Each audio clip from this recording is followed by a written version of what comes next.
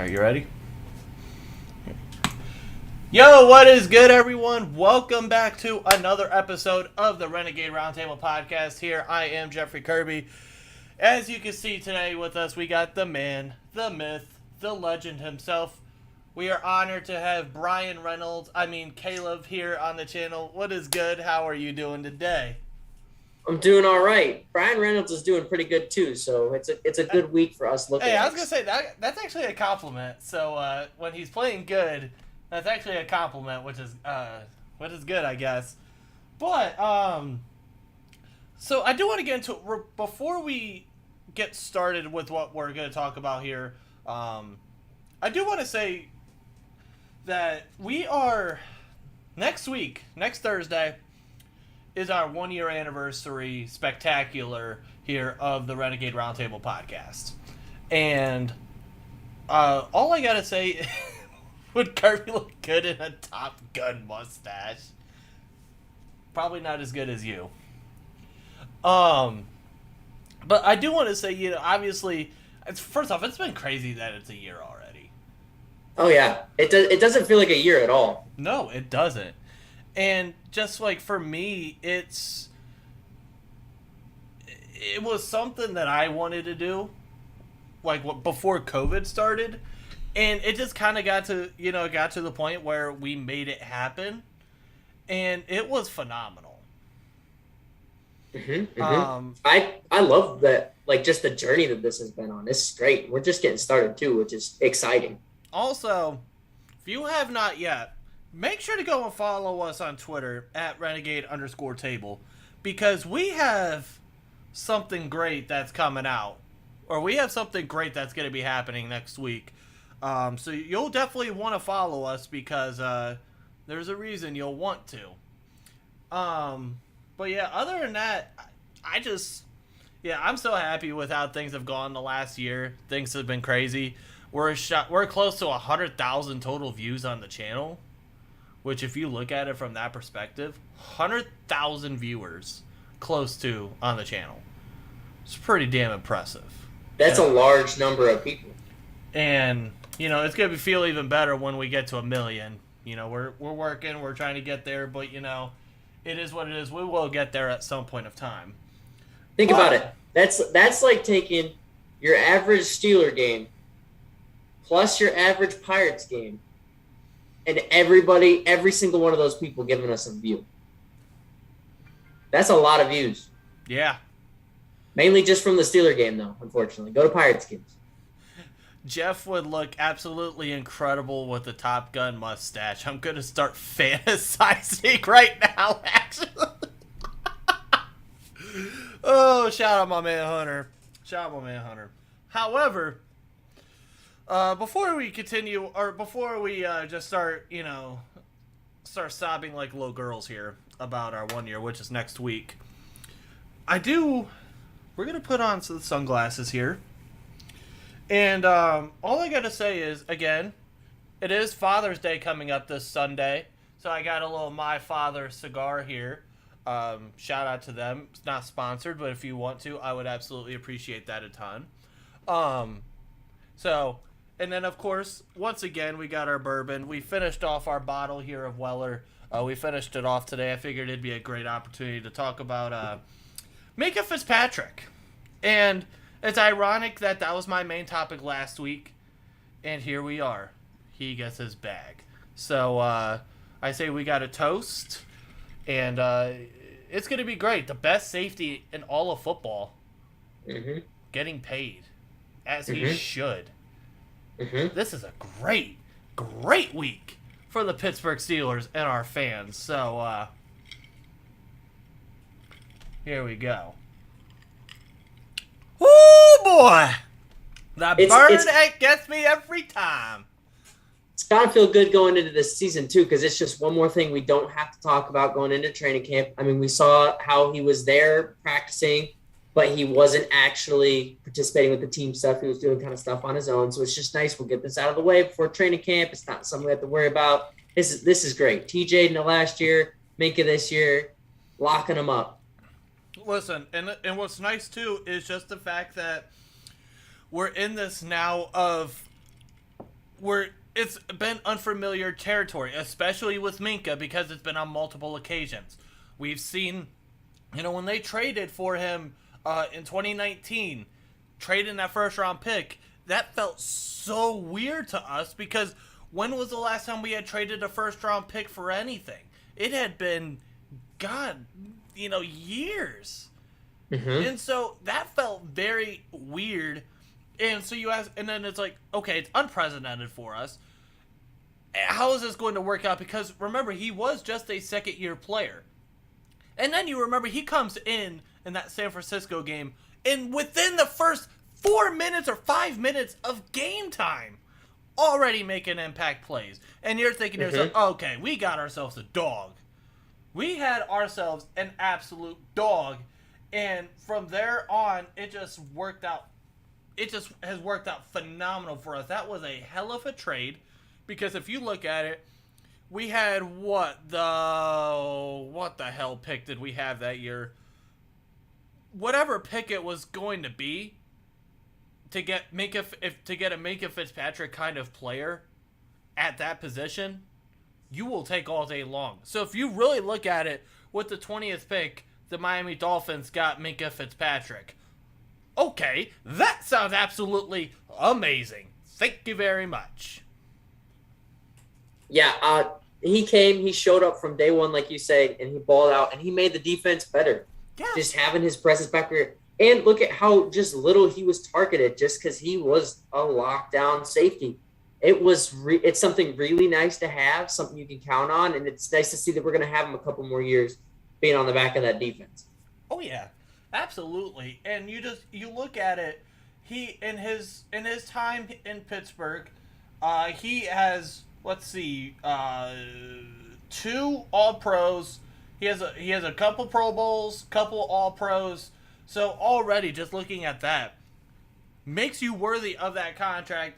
And when you talk about just the versatility, when you talk about who is the best safety in the NFL, me and Hunter just had this discussion earlier today. And the reason why I think you have to say Minkah Fitzpatrick is because of the fact of his versatility. Look at what happened in 2019 and 2020 versus the Minkah Fitzpatrick we saw of 2021. That shows versatility because in 2019 and 2020, he was able to stay back. He was able to make splash plays. He was a hawk, a ball hawk. He was able to make beautiful plays, create turnovers.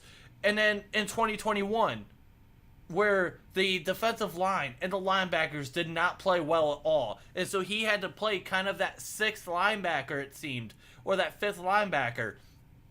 And we saw that he was his ability to tackle was just absolutely incredible here. He had 124 combined tackles last year, 84 solo. So that is more than double than what he had in terms of assist tackles. So he really had to be that last line of defense for tackling players. And that just shows that kind of versatility that he has. The fact that you could trust him to put him in the box and that he could still make plays, or you trust him, you put him back at his natural safety position, you let him roam, and you trust that he's going to be able to trust his eyes and be able to make plays the way he did. Mm-hmm. This is huge. It's huge for our defense. It's huge for him being back there. And I love everyone. Like you saw, like kind of on Twitter, you saw people saying, "Did we ever overpay?" No, cap's going up.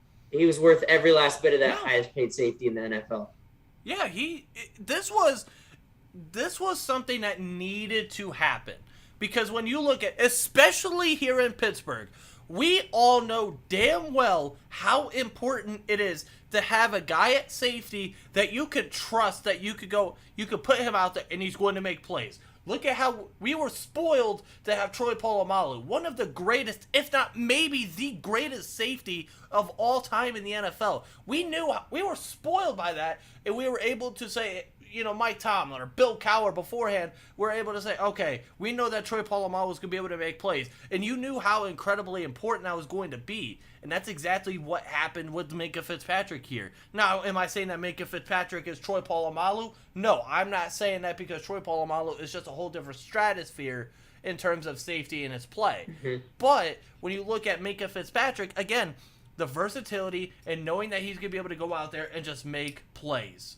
You needed to make this happen, and again, it just makes that trade that you had done a whole lot better, and it felt good. Yeah, it's nice getting this out of the way, and I mean, you see it floating around now. We have the highest paid defense in the NFL, or most expensive defense in the NFL, but you know what? That's Steeler football right there. Yeah. Winning with the defense. And you know what? It's exciting. I like to see a young offense, but a defense that's going to carry this team. Yeah, exactly. And for us, again, yeah, like you just said, the Steelers have the highest paid defense in all of the NFL. Well, when you have a young offense, a.k.a., in terms of the offense, the cheapest offense in all of football, that money better go somewhere. And that money is being well used because that defense is going to really help out this offense. Because at the end of the day, if you're able to stop guys from being able to... I mean, again, look at the 2008 defense for an example. That defense was absolutely incredible. And then you look at that 2008 offense. It wasn't the greatest. It was mediocre. It was literally middle of the road. But at the end of the day, that defense was able to help out that offense by creating turnovers, making better opportunities for the offense, being able to tire out the defense of the other team because they're continuously having to go out there. And so it's one of those things that you love to see. And again, when you have the best pass rusher in all of football in Trent Jordan-Watt, when you have arguably the best safety in all of the NFL in Minkah Fitzpatrick, you need to pay those guys. And again, there is nothing more Steeler than having a great defense. And you keep those kind of players. Mm-hmm. And it makes you think no matter who they throw out there. I mean, it's a debate who they're going to throw out there to start the year at quarterback, right? Mm-hmm. As long as this offense can not just go 3 and out, as long as they can get a second set of downs, this defense is going to keep you in games. Yeah, absolutely. Now, do I think that they're going to go out there and just, absolutely, obliterate everyone? And, we'll see. Obviously, TJ Watt, he's going to do his thing. I'm very excited to see what Alex Highsmith's going to do in his third year. Obviously, now we have the question mark of, Tyson Lulu. He makes that defense better in terms of the run defense. You're without Stephon Tuitt. That sucks. But now you had Tyson Lulu that he's gonna help out the rotation that's going to be Chris Wormley has some spots last year. Montravius Adams, I feel like a lot of people forget about him. He had some bright spots down the stretch last year. So I think that's going to be a kind of a committee thing. Devin Bush, I have trust in him. I have belief in him because he's another year past the ACL surgery. Now he had a full off season to, get his mind right again because last year it was not that great. Then you go out and get Miles Jack. Miles Jack he's looking good from what we've heard. And he always had all the potential in the world. And you need that. You need that for the defense because at the end of the day, when you have the youngest offense, when you have possibly either a rookie quarterback starting or Mitch Trubisky, who has some experience, which right now it seems like he is going to, from what we've heard, it seems like he's going to be the starting quarterback week 1. Which that could be a discussion that we'll have a little bit down the line when we get into training camp and we start getting to the preseason on how we feel about that based on, precedent of how those two have looked. And we'll get into Mason Rudolph as well. We'll see where the hell he gets involved in this QB race. But who knows? That's closer to a season. Yeah, that's closer to like a training camp preseason kind of deal. And then you're forgetting too. One of the biggest additions is we're bringing in Brian Flores too on this coaching staff on the defense, and that just boosts your coaching staff too. Like this defense is, it's pretty good going into this year. I'm pretty confident in the defense this year. Yeah, especially with what Flores can bring, and like you said, Bush being another year past the ACL stuff. I'm excited for this year's defense. I'm excited. I say it every year, but I'm really excited for this Steelers season. Probably more excited than I was last year, and I was pretty high on last year's Steelers too. Yeah. Not necessarily saying, we're going to go out Super Bowl or bust for this team, because it's not. We have a lot of question marks, especially on the offensive side of the ball. But it's fun to see the Steelers made attempts at answering all those question marks. They brought in key people for the defense. They signed key people. They bring in Flores. They get pick at their corner. Like, there's a lot of just, okay, the Steelers made an attempt at answering all these questions. Let's go out there and see how this team does. And I'm really excited. I mean, we're getting thrown right into the fire right at the beginning of the year, but you know what? I think this defense can handle it. Yeah, I mean, look at last year. We got thrown right to the wolves with the Buffalo Bills. They were a favorite to win the AFC last year to go to the Super Bowl. And what happened with a very old quarterback in Ben Roethlisberger, not so good offensive line that we had discussed, a rookie running back. I mean, we had it coming for, we got thrown to the wolves last year. And what happened? We were able to come out on top because the defense were able to make plays enough against a top offense in the NFL. That's something you're going to have to do again this year. And on top of that, it's going to be in the back of those players' minds that they whooped your ass twice last year. They won the division, and they went on to a Super Bowl. That's going to be on TJ Watt's mind. That's going to, because again, like for an example, TJ Watt did not play that first game against Cincinnati at home week 3. He was barely able to play at all. We were surprised that he even played at all in that second game in Cincinnati because that was coming off of the hip, whatever injury that he had against Detroit. So he's going to have that in the back of his mind. Cam Hayward, that's going to be in the back of his mind. Minkah Fitzpatrick, it's going to be on all of those guys' minds. They are coming for blood week 1. And too, Cincinnati, that was their first Super Bowl they've even attempted to make.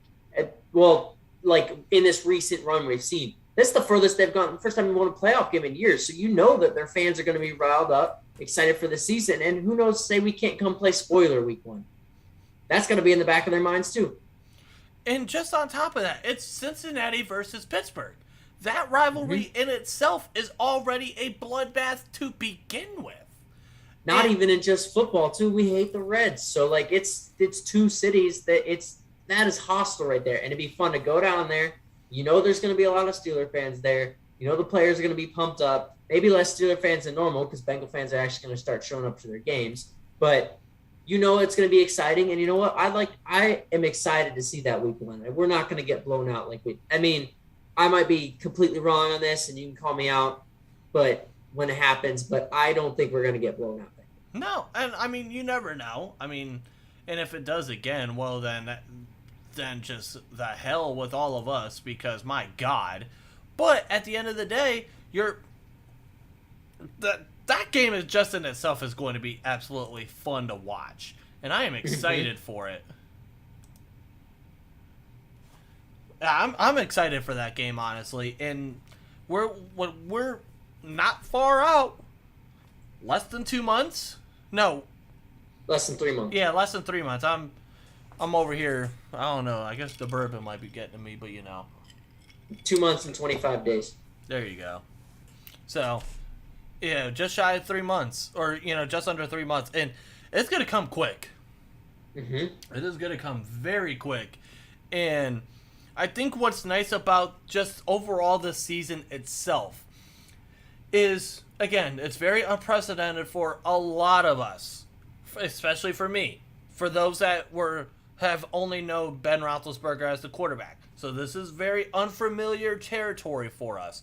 But it's like a nervous feeling, but an exciting feeling, because at the end of the day, you can make the argument that maybe someone in the Steelers maybe wanted this to be last year, but there might have been someone, whether it was Art Rooney, whether it was Mike Tomlin, or whether it was Kevin Colbert, or someone saying, no, we want to bring Ben back for one more year. Let's let him get his true last hurrah.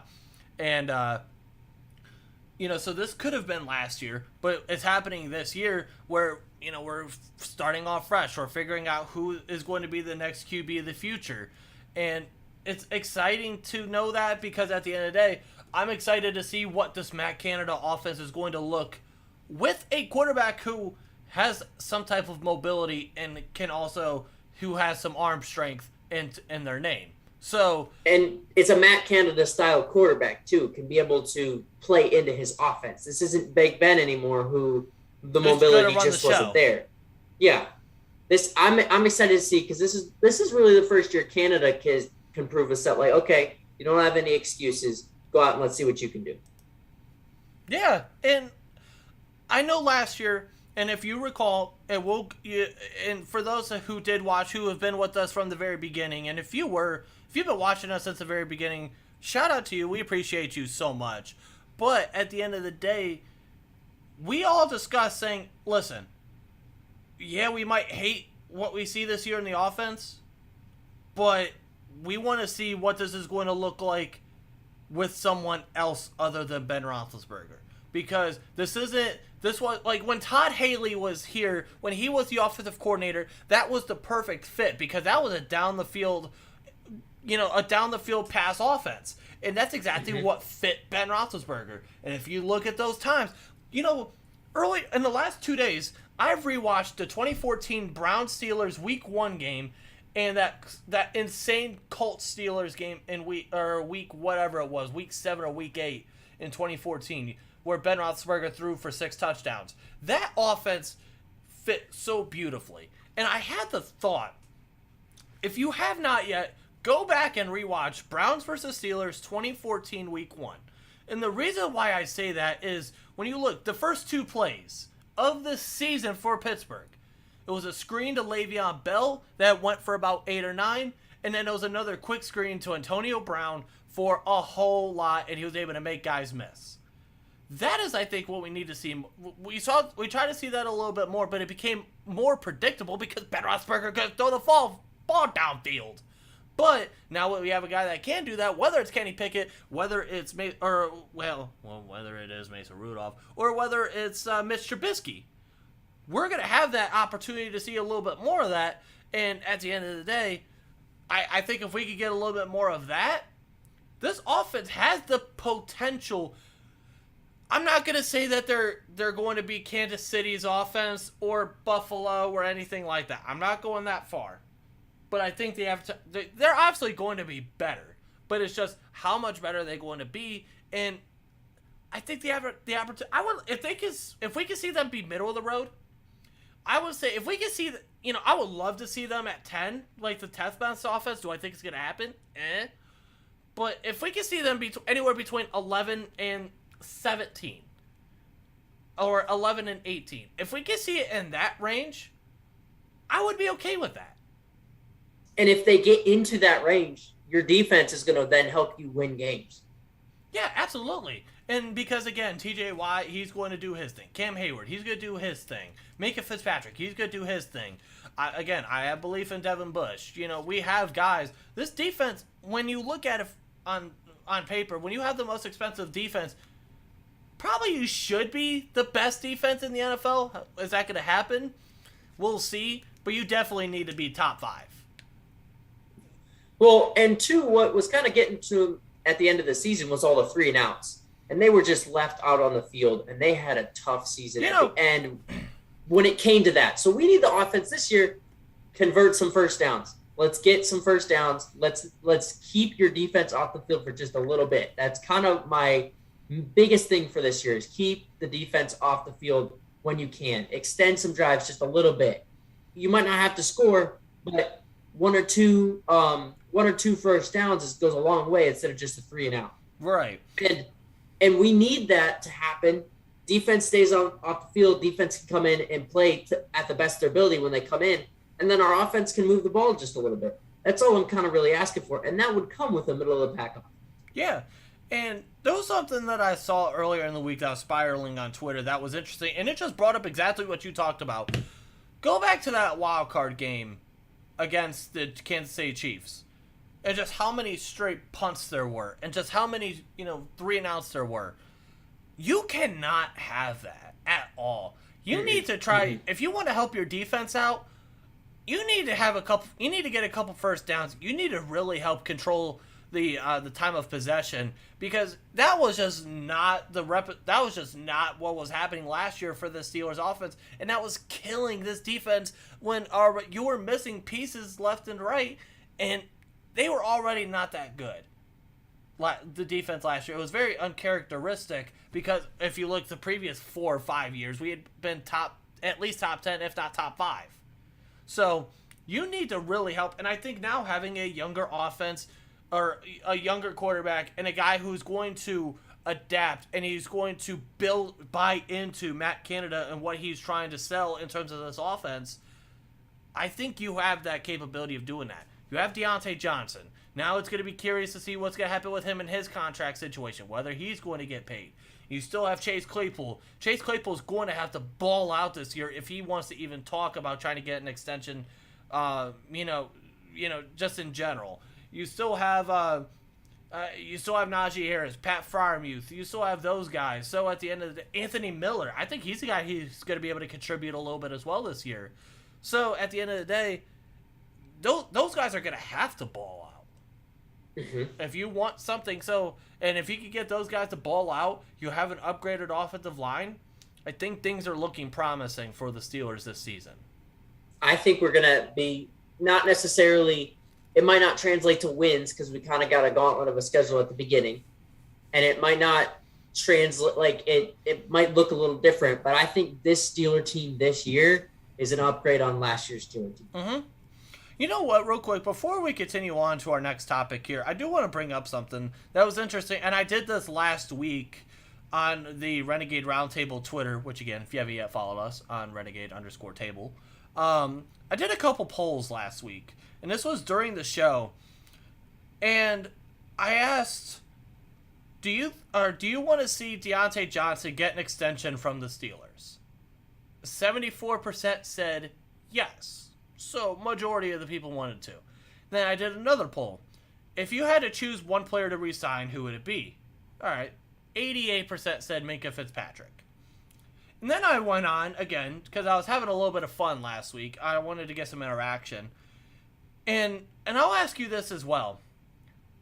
What do you think the best case scenario for the Steelers are if Mitch Trubisky were to start all 17 games? I think the best case scenario for Mitch Trubisky, I kind of put it as the same way I put for Kenny Pickett too. I expect a playoff win from this team. I don't care who you throw out there. That's would be where I am expecting a playoff win from this team. Interesting. So I'll read off some of the mentions, some of the comments that we did get. Someone said division winner and Super Bowl contender, no lower than 3 seed. I think that's a little high. I would love to see it, but I think that's just a little high for this year. Best case, 17-0. Well, of course. Yeah, of course so. 11-6 in the playoffs with a puncher's Super Bowl shot. Okay, so that was giving me 2005 vibes. That's exactly what that sounds like to me. 17-0 again, yeah, figures. 10-7 and 12-5. So, to me, I think 10-7. I can see 10-7, 11-6 probably being the best that we can do, and that's the absolute best. But you know what? I'd like to see that team go in and shock and be on the other side and get one of those be a 6 seed, be a 7 seed, and get one of those shocked playoff wins. I could see it happening. And the only reason why I say at best 10-7, maybe an 11-6 is, again, just look at the gauntlet of the AFC and just look at the AFC North in itself. You're going to have to play them 6 times. Yeah. It's going to be a gauntlet regardless. But you get those wins, you get a shock. Who's to say that a young team like this can't shock people in the playoffs? We saw it happen with Cincinnati last year. So who's to say we couldn't finally get one of those playoff wins? Yeah. All right, so I want to get into an interesting topic that kind of came up on Twitter earlier in the week, and it was a little interesting. And I also got confused on exactly what the topic was, but we're going to kind of put our own twist to it. Who is better, Aaron Donald or TJ Watt? We'll just put it that way. Aaron Donald or TJ Watt? Are we saying who is, because they obviously play different positions. Are we saying who's more valuable for their team? Job? Who would I take? Okay, yeah. We'll put it this way. Yeah, we'll ask it in that way. If you had to choose either TJ Watt or Aaron Donald, who would you choose? TJ Watt. Okay. Well, I don't see. That's hard because TJ Watt, in my mind, also comes with Cam Hayward. So I would take Cam Hayward up the middle is one of the most underrated people in the NFL. So, like, I would take our situation right now over what the Rams had.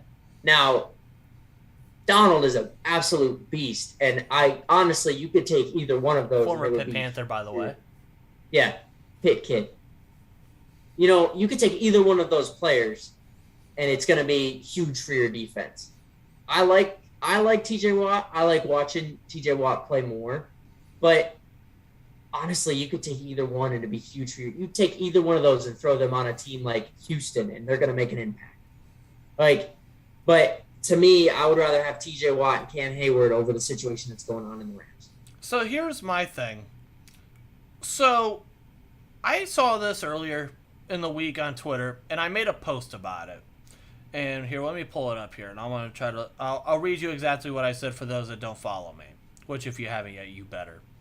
Where is it at? Blah, blah, blah, blah, blah, blah, blah, blah, blah. Okay. I said, don't hate me, but saying that TJ Watt is better than Aaron Donald is silly. I said silly. I love TJ Watt as much as anyone. Aaron Donald is on pace to become one of the greatest defensive players in history, and you can make possibly the argument that he can be already. Mm-hmm. When you look at what Aaron Donald has done throughout his career, he's a Super Bowl champion. He was a part of the Hall of Fame 2010, all 2010s team. He's a 3-time Defensive Player of the Year. He was a Defensive Rookie of the Year.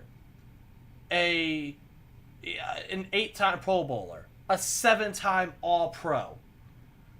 What he's done at that hybrid, and he plays that similar position to what Stephon Tuitt is. Stephon Tuitt, Cam Hayward. He kind of plays that similar role. Mm-hmm. When you look at what he has done, in his rookie year, 9 sacks, 11, 8, 11, 20 and a half. We talk, yes, TJ Watt, we all praise 22 and a half. But 20 and a half sacks in the interior part of that defensive line? Oh my God. And you just look at what he's been able to do. He ripped off back-to-back Defensive Player of the Years in 2017 and 2018. He pulled it off again in 2020. So, it's just... He's insane, man. And he's a good player. I just, in my mind, TJ Watt's a package guy. And again, and I hate that I do this because I feel like I took the opposite side in the whole Hines Ward Antonio Brown thing. I took kind of the bad guy side, and I feel like that's kind of what I'm doing here. But at the end of the day, when you look at what Aaron Donald has done throughout his career, I just think, to me, I don't know. First off, TJ Watt hasn't even had a better career. Can we say he's had a better career than JJ Watt, his own brother? Can we say that? Not yet. There you go. And I understand that Aaron Donald has been in the league a little bit longer. But even when you look at... So what? TJ Watt he just played his, 5th season? Yeah, he played in his 5th season. Okay. 2014, 2015, 2016, 2017, Okay, so say we go only up to the 2018 season for Aaron Donald, okay? He still has 2 Defensive Player of the Years. That's still more. Still has more. TJ Watt has TJ Watt has 4 Pro Bowls, 3 All-Pros. Okay, so right around similar there. But I don't know. There's just something, and I understand too. There's the difference of TJ Watt plays that edge rusher and Aaron Donald, and on top of that, Aaron Donald in the run is just incredible. His disruption of offenses and just how disruptive he is, how quick he is for his size. I don't know. To me, it just sounds kind of silly to say that. Like, if there's one person that anyone could say that is better than TJ Watt in all of the NFL in defense, if you say Aaron Donald, I'm not mad at you whatsoever, because you probably are right. And I hate saying that because we all love Trent Jordan Watt.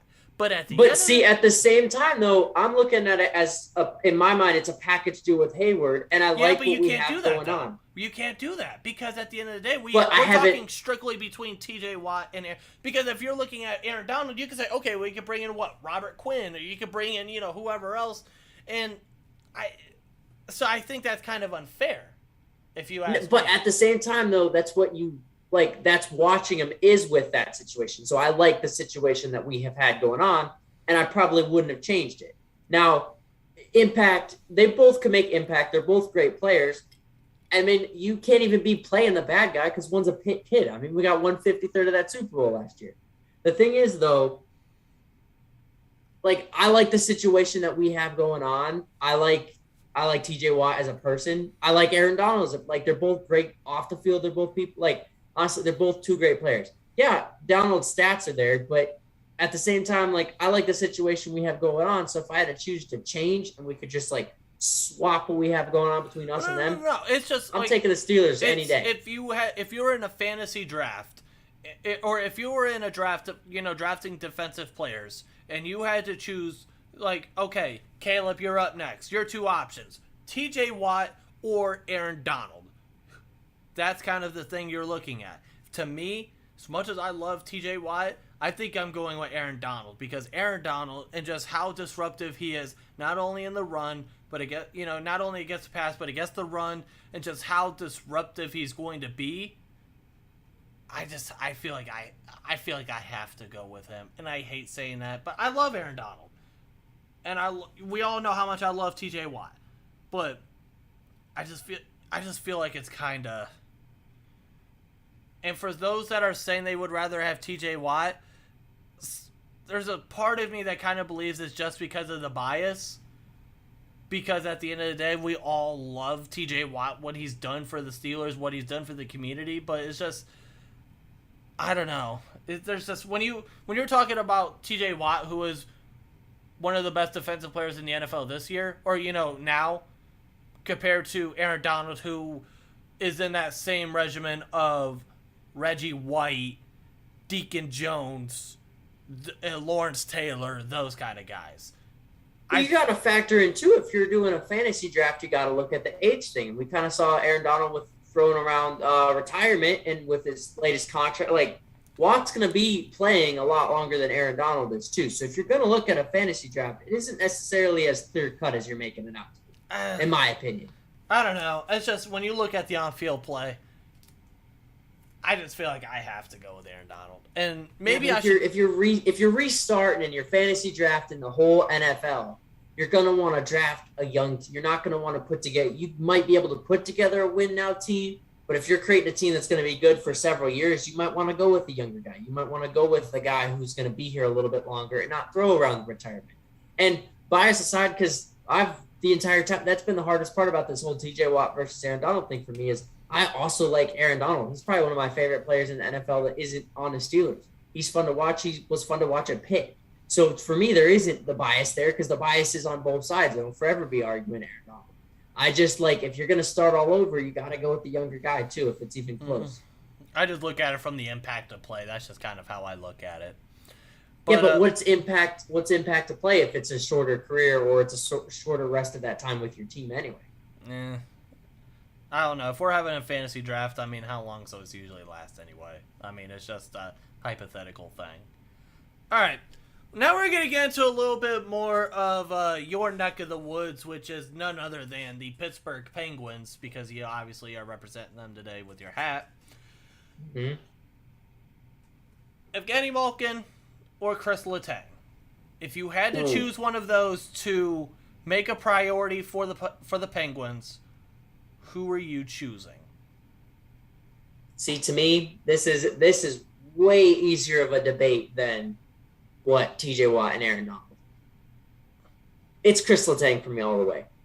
And it's mainly just because Letang, yes, he's 35 right now, but he's playing some of the best hockey he has ever played in his career. If you could get him on where are you going to get, like, even if you just look at the free agent market right now for defensemen, there's not another top-tier defenseman. Maybe Klingberg, maybe, but there's not another top-line defenseman that you can sign for cheaper to bring in here and take over for his position. We all love Malkin. We all seen what he's done. He was amazing to watch in that 09 run. He was amazing to watch in the 16 run. We've seen Malkin. We've seen what he could do. Great player. Malkin it's a lot easier to replace your second line center, especially for that figure at 9.5. There's no way he's wanting similar pay. Now, Letang should be a priority, but then we already saw Russ get moved in. Like, to me, it's your second line center is you could find a replacement, especially one who's going to put up. I get it. He's putting up good numbers, but it's a lot easier to replace that than it is replace your top line defense. I have to take your word for it because I don't have much to say. Whatever you say, I believe. If you said that, if we're talking about hockey, okay, real quick, who's gonna win? Who do you think the Stanley Cup's who's gonna win the Stanley Cup? The Avs. The Avs are on a roll, but it's fun though. This has been for the first time, and we've seen people kind of throw it around after that 08 year. I remember because this was when I was the 08 year and the loss was the first year from the beginning I started really paying attention. So I remember that we were a young team and we made the finals against Detroit. We lost. The next year, I remember it was us and Detroit were like the preseason favorites. And it was fun because we were the powerhouse teams. This is the first time pretty much since then where we've seen the two powerhouse teams line up. And it's fun to watch. We saw game one go to overtime last night. It's going to be a bloodbath. But I think the Avs are going to win this one. It might go 7, but if it goes 7, the Avs crowd is pumped for a Stanley Cup win. Hey, you know what's even better is so is it the Lightning that's in it? Mm-hmm. Tampa Bay Lightning and Colorado Avalanche. Yeah. Well, I knew Colorado. I just couldn't remember because there's a couple Florida teams. Is it there? 2 at least? Yeah, the Florida Panthers and then the Lightning. Yep, they're in Miami. Okay, yeah. And so, because I remember when we whooped Tampa Bay's ass in their opening day and their banner celebratory thing. We whooped their ass. I remember that. We had some pretty good success against them, if I'm not mistaken, this year. This was the first year in a while we kind of had their number, which was nice to see. But obviously, I wish we could have the number of the Rangers, but that series was just it came down to lucky bounces, and in my mind, I write it off as we used up all of our luck in 16 and 17. So if we might be due, we have our 2 cups. The Rangers haven't won one since before I was born. So before you were born as well. Yeah. So I was gonna say, and also, can I just say one thing? Sure. This is a Jacob Trouba pack, you son of a bitch. We are smoking on a Jacob Trouba pack. I am so glad to see that he's not in there. And you know what? I'll be fine with Jack Johnson getting a cup with the Avalanche. I guess I'll have to be happy with it too. I'm just going off of you. It's hockey. You know me. Yeah. Back to what I was saying, though. You can replace a second-line center. Now, if they roll into the year with Carter as the second-line center, I'm going to be ticked. It seems like a lot of people I have seen because what Jeff Carter has done or not done for his value or his salary has not matched to what he's getting paid. No, not even close. Now, if you want to throw him in as that third-line center, sure. You paid him. He's the veteran leader. That's cool. You don't need 2 of those veteran leaders. You don't need Malkin and Jeff Carter on this team. And it's a lot easier to replace Malkin. I'd like to see them go out and maybe trade for a second-line center. But to me, let me just look into this for a second. Pull up centers, pull up free agents. Who's available right now? Wait, what am I doing? No, I'm pulling up right now. Okay, so what are you looking up? Because I'll do this with you as well. What is it? NHL? Yeah, just 2022 free agents go by centers.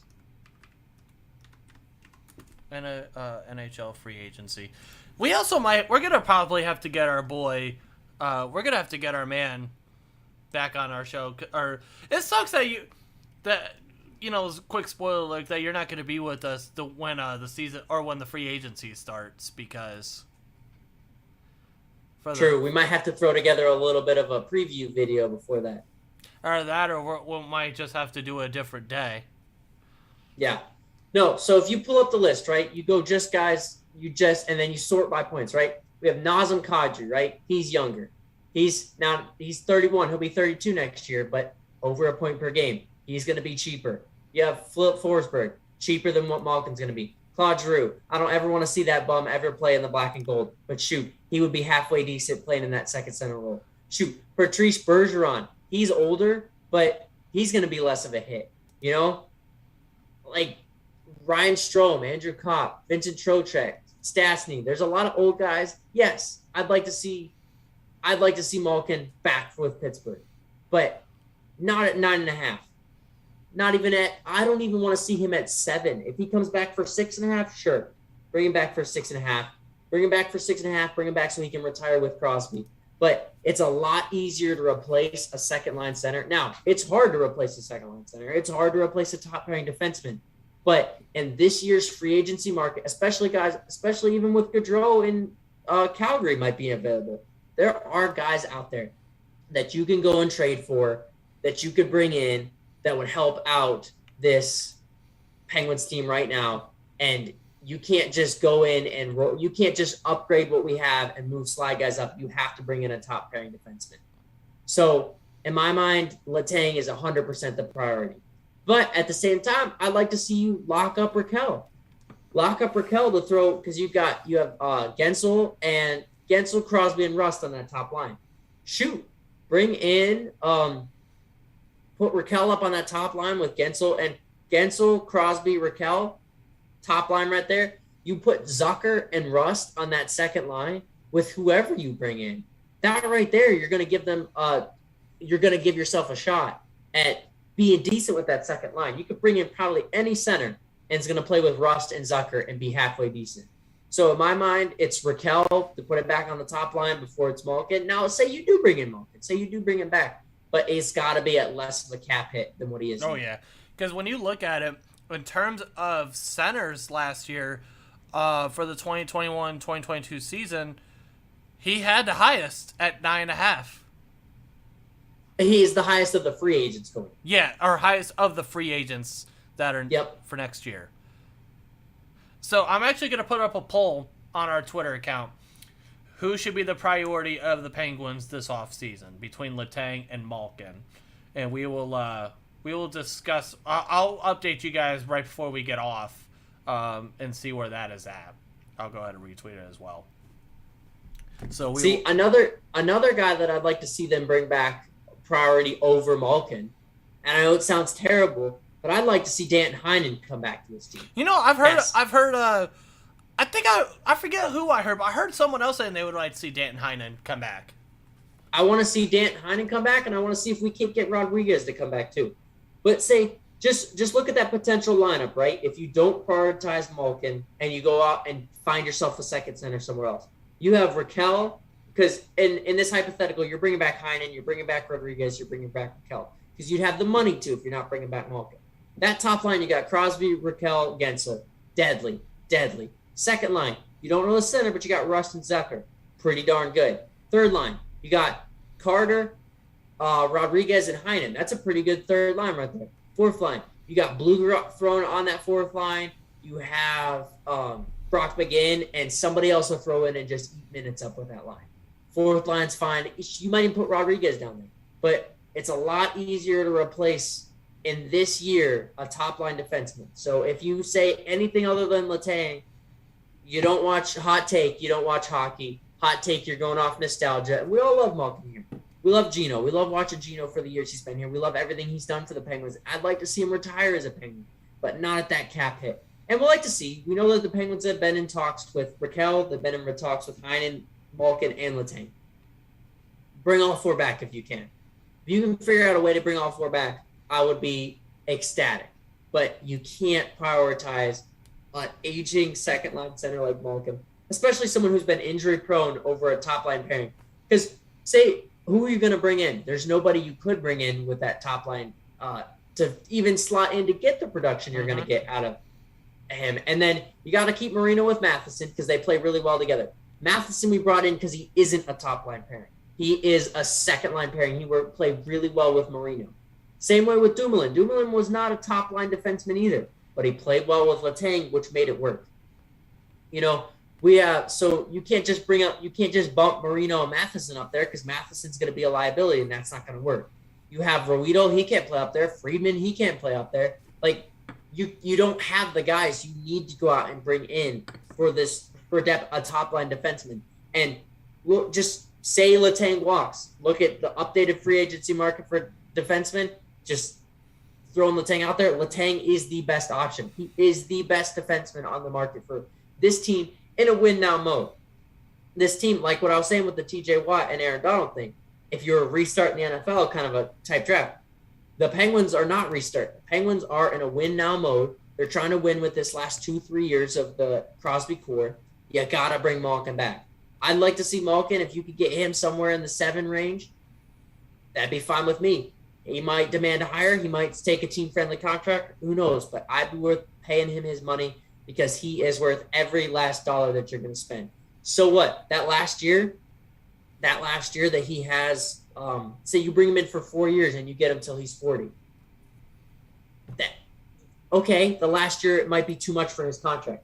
That's cool. But you're giving yourself a shot to win next year, and no defenseman that you can bring in can slot into that top pairing and give yourself as good a shot as Kris Letang playing in that top line pairing. So 100%, it's Kris Letang you've got to prioritize. Well, there's that. I don't have much I could say to the Penguins stuff. But I feel like I might be able to bring in a tiny bit of something in our last topic here before we get the hell on out of here.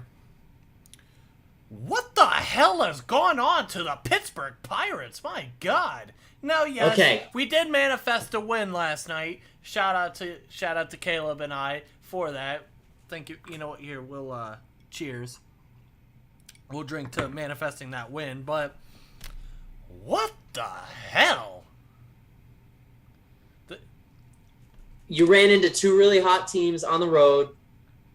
It is what it is. We have a lot of young guys right now, so they don't necessarily have the experience to go in there and beat these teams that are really hot on the road. Now, the fact that Yu Chang is playing almost every day for this team is frustrating. Listen. The fact that O'Neal Cruz is not up for this team yet is frustrating. You know, and the what's fact funny, that they real quick, brought up no. Let me get on my rant. The fact oh boy, that here we go. Flaherty and you play him for 2.5 games is frustrating. I get it. We have too many outfielders. You want to get him consistent playing time. I get it. Those 2.5 games he didn't play well. But why are you bringing him up if you're only going to give him 2.5 games? He should have at least been out there every day for a week at minimum. Why are you bringing up Bryce Wilson instead of Cody Bolton to pitch that second game of the doubleheader? Why are you saying Bryce Wilson came out there and had his great stuff when he just absolutely got shelled? You're going to kill this team. Now, we have more position players than pitchers on this team. So we're killing our bullpen. This team is just, it's frustrating right now. And the fact that Hoy Park came up instead of O'Neal Cruz is ridiculous. If this infield isn't Michael Chavis at first, Tucupita Marcano at second, O'Neal Cruz at short, and Cabrian Hayes at third, by 2 weeks from now, people are going to lose their minds, and they have zero excuse for it at that point. You know what? Put Sawinski out there. Put Reynolds out there. Gamble's going to come back. You have Mitchell until then. If you don't at least give your team a fighting shot to win these games, it's frustrating. And it's frustrating watching Yu Chang go out there. It's frustrating watching Michael Perez go out there. It's frustrating watching these guys who aren't hitting the ball getting consistent playing time. But, don't worry. Hoy Park came up, so we'll be fine. That was interesting. Now, one thing, and do you want me to put a little bit of salt on the wound? Sure, go ahead. Apparently, O'Neal Cruz is in the lineup tonight for the Indians, and he will be batting leadoff and playing shortstop. That's fine. We had an off day today anyway. He's probably got to learn something else. Maybe he's got to work on like putting his helmet in the box. Maybe he's putting it on upside down, and they got to make sure he's got that right. Or like coming out of the steps, just prepared for that video. It's ridiculous. He wasn't going to come up today anyway. Obviously, it's gonna. I mean, you're hearing rumblings that it's going to be this series. But, and Yu Chang, the move for Yu Chang is going to be when Van Meter comes back, who even Van Meter wasn't even playing that bad. Listen. But Hoy Park has got to go down. Hoy Park just came up, get his cup of coffee, go back down, bring up O'Neal Cruz, or people are going to lose their mind. Honestly, there's a lot of people that need DFA'd on this team. You know, Yoshi, get rid of him. Vogelback, it was cool. It was fun watching the fat guy run around the bases. Hey, hold on, time out. So we have characters of you are Brian Reynolds and my fat ass has got to be David Vogelbach. So you're trying to say you're trying to get rid of me? Well, seeing as it's Daniel, not David, yes, okay, we are going to get rid of you. Did I say David? You did say David. I don't know why the hell I said David, but yeah, so you're trying to get rid of Dan Vogelbach, a.k.a. me. Damn, that's how you feel about me. I'm kind of upset. Hey, it's not you. Trust me, it's me. It's not you. I've heard that a time or two. It's not you. It's just me. No, it's frustrating watching these guys get everyday at-bats. We see Marcano's playing well. Reynolds is playing well. Hayes is playing well. Chavis is playing well. Sawinski, he's kind of had a down spot, but he's a rookie. His numbers right now are he's average. It's worth seeing Sawinski play out there. Gamble's going to come back, and then you have Kanan Smith-Njigba, who came up and hit a double in his first plate appearance. That was cool to see. He's going to end up being the best one of those two brothers. He already is the coolest one right now. Hold on, time out. I know what you're trying to do. You're trying to work me into a shoot here because if anyone that doesn't know, he's also Kanan Smith-Njigba's brother is none other than Jackson Smith-Njigba, wide receiver for the Ohio State Buckeyes, who's going to go top 5 in next year's NFL draft. He's going to probably win the Blitnikoff Award. He's going to be the best wide receiver in all of college football next year. But, I see what you're trying to do there. I see what you're trying to do. Remember the last time we saw Jackson Smith-Njigba play football? What'd he do? Oh, I think he caught 300-something yards worth of passes. Torched Utah. That's fine. Nobody likes them. No, but it's frustrating. It's frustrating that young players on this team. It's frustrating that Chang is getting at bats. Chang's got to go. I mean, you have Heineman and Perez as your catchers. Listen, I got to say something real quick because, and I had this discussion again today for everyone that doesn't know. Obviously, I'm also a Guardians fan. And it was so funny to see Yu Chang get DFA'd from Cleveland and then come to Pittsburgh. Because in my mind, I'm like, oh, God, I just had to deal with Yu Chang here or in Cleveland, and now I got to deal with him here. What the hell? He didn't even get DFA'd. Horrendous. He didn't get a hit with y'all. So here's the thing. He didn't get DFA'd. Ben Cherington went out and paid for this guy. So I really hope it was he got DFA'd and then it was for cash considerations. Which probably you know what, that cash consideration better have been a chicken bacon ranch melt from Subway, and that's that. You don't even get cookies. You just get the melt. It's frustrating. I want to see Hoy Park. It is what it is. The move for Hoy Park is going to be when Cruz comes up here. Or honestly, you send Castillo down. Castillo has been kind of underperforming here. Who knows? But the fact that if this infield, you got Marcano, you got Reynolds, you got Hayes, you got Sawinski, you got Chavis. That's 5 guys right there that are hitting the ball well. That's 5 guys right there. That's your lineup. If you don't bring in Cruz to give you that power, it's just ridiculous at this point. And who knows? I mean, yeah, part of it is Super 2. Part of it is you don't want him to run away with Rookie of the Year. But right now, Mackenzie Gore and Sawinski are better than what Cruz isn't going to catch them. So if he's not up, and we're hearing rumblings that he's going to be up, if he's not up by this time next week, we riot.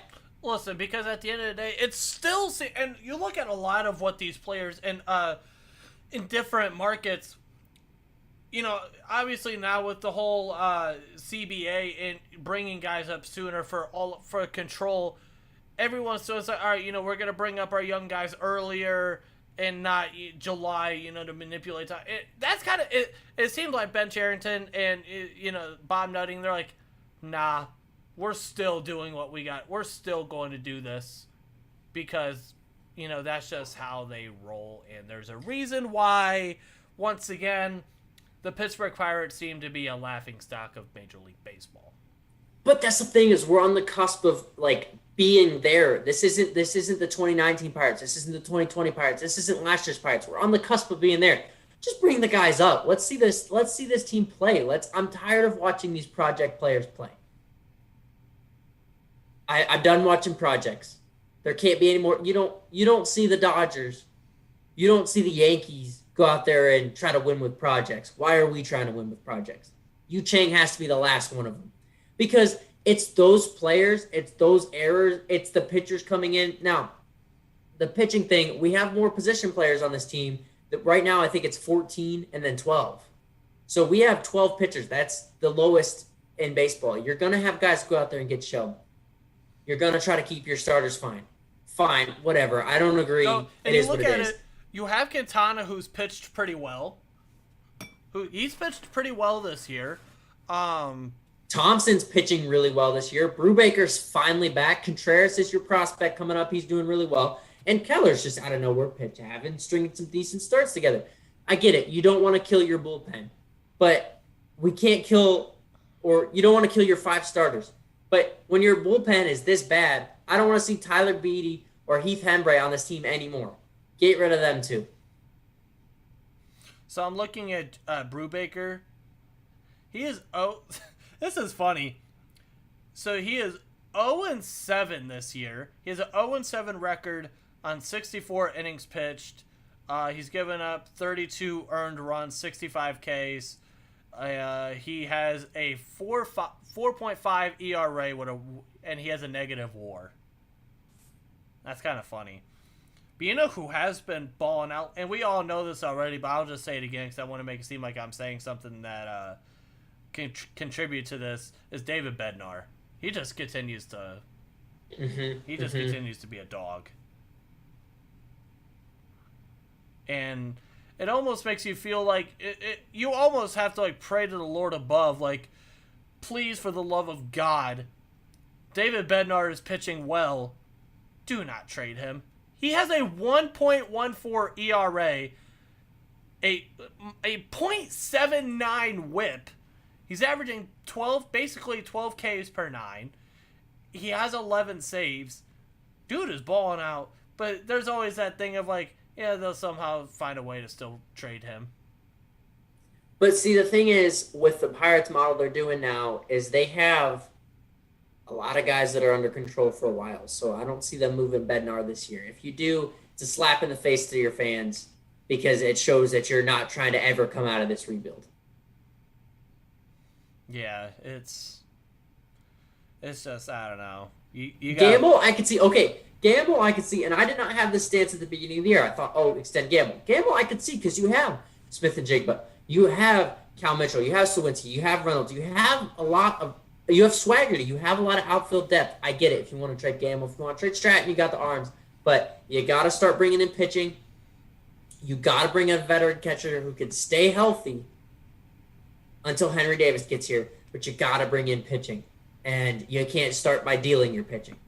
Yeah. I don't know. Night, maybe I should get more heated in my Pirate recap videos. Yeah. You know, I've actually been enjoying editing those and making those. So yeah, if you haven't yet, if you want to get more in-depth insight into the Pirates, make sure and go check those out. Caleb has it. We bust those out every Monday. And yeah, if you haven't yet, go check those out. He brings some good shit with it. But yeah. Hey, this next one's gonna be entertaining because if O'Neal Cruz isn't on this team by then, I'm gonna be pretty mad. Oh boy, I can already enjoy this. But yeah, just before we head on out of here, the last time the Pirates won before last night was June 5th. They were 24-28, and we were sitting high and pretty. And then now we are 25-37 and went on a massive losing streak, and yeah, just all bad. You know what? This team is going to get better, though. We have the people in place to bring up, and this team, we've been saying it all along, this team's going to look better in September than it is going to look in April. That's cool. Start bringing these people up. If it makes us feel any better, we are 1-9 in our last 10, but the Cubs are 0-10. Mic drop. There is that. We're still better than the Cubs. We're still better than the Reds, and I'll take that. And on top of that, thank you very much for tuning in, everyone. It's been a hell of a show. Again, make sure to tune in next week for our 1-year extravaganza. It is going to be an absolute blast. Could possibly even be an in-person show. Second time ever. We'll see. We'll see. Maybe so, maybe not. Maybe we'll see if depending on if your state has sports gambling, even though it's not really sports gambling, you know, what's the overall, you know, you could bet. Is it going to be an in-person show if it's not? You know, whoever knows. But until then, thank you everyone for tuning in. It's been a hell of a show. It's been a blast. And until then, hope to see you guys again next week. Stay safe.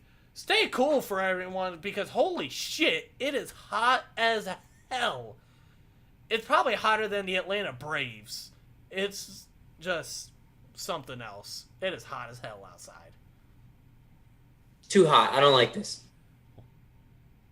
I'd rather have this than cold. But until then, thank you everyone for tuning in. Have a great weekend. Enjoy Father's Day. Stay safe. I'm Jeff. That's Caleb. You beautiful sons of bitches. We're out.